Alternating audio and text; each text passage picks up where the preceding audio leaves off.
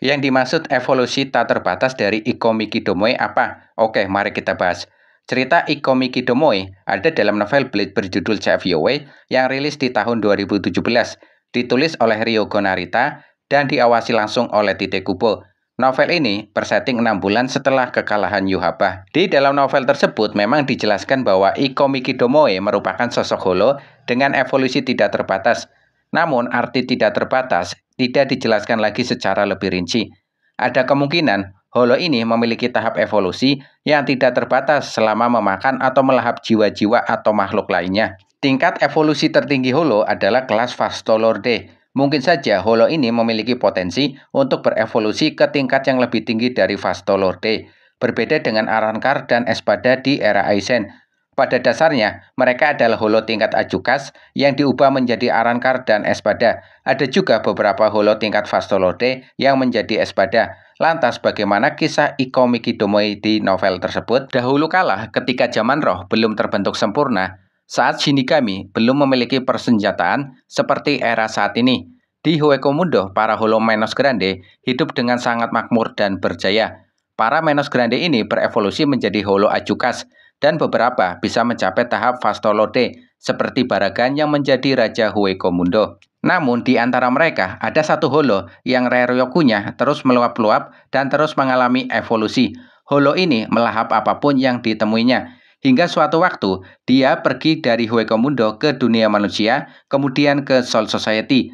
Holo ini terus melahap dan menghancurkan apapun yang ditemuinya. Holo ini merupakan sosok dengan evolusi tidak terbatas. Holo ini bisa mempertahankan kemampuan makhluk-makhluk yang dilahapnya, dan reaksi makhluk-makhluk yang dilahapnya secara terus-menerus semakin menumpuk, menyatu dan terus tumbuh dengan tubuhnya hingga mendapatkan pengakuan dari Baragan. Holo ini dan Baragan mencapai kesepakatan bersama untuk tidak saling mengganggu. Suatu masa, Holo ini kembali menyerang Soul Society dan berhasil mengalahkan Gen Ryusei Yamamoto muda dan naik ke langit untuk melahap Soul King. Usahanya digagalkan oleh Ichibe Hyosube dan Oetsu Nimaiya. Ichibe memberinya nama Iko Mikidomoe dan Oetsu Nimaiya menempahnya menjadi sebuah pedang, menyembunyikannya di bagian paling bawah istana Phoenix. Hingga tiba waktu ke cerita utama, waktu Ichigo mengambil 2 Zangetsu hingga mengeringkan seluruh air lautan di chapter 542. Air lautan menguap karena panas Reiatsu untuk mendinginkan 2 Zanpakuto Ichigo. Cerita berlanjut di novel CFYOW. Di dalam Houden, Istana Soul King, tepatnya 1 jam setelah Yhwach dikalahkan, Ichibe membangkitkan kembali Nimaiya. Nimaiya langsung melihat ke arah bawah Houden. Di dasar laut, ternyata pintu besi telah hancur dan tali istimewa telah terpotong-potong.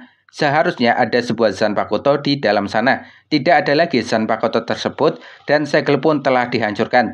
Zanpakuto yang dimaksud tentu Iko Mikidomoe. Nimaiya tentu marah karena Zanpakuto tersebut dicuri. Dengan menanyakan kronologi kepada roh-roh perempuan, Nimaiya bodyguard, dan menganalisa kain segel yang berceceran di lantai, Nimaiya mengetahui siapa yang mengambil Zanpakuto tersebut, salah satu dari 4 bangsawan agung. Seperti cerita di novel, Zanpakuto tersebut kemudian digunakan oleh Hikone Ubugino.